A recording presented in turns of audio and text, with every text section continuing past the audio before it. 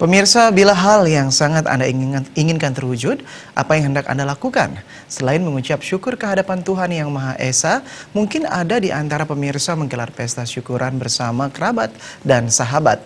Mungkin pula ada membayar kaul seperti memotong rambut hingga gundul atau berjalan kaki menempuh jarak yang cukup jauh.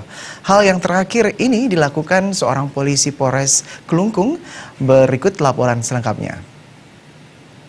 Dengan semangat di jalan, tampak senyuman sesekali tersungging di bibirnya. Polisi tersebut adalah Kabak Ops Polres Kelungkung AKBP Inyoman Suarsike.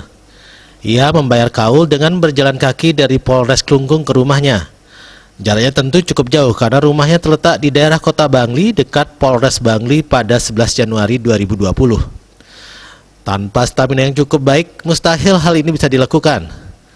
Saat ditanya, tindakan bayar kaul ini dilakukannya karena ia mendapat penghargaan naik pangkat setingkat lebih tinggi dari Kompol ke AKBP. Pangkat penghargaan tersebut diberikan oleh institusi Polri atas dedikasi dan pengabdiannya saat bertugas sebelum pensiun bulan Maret 2020.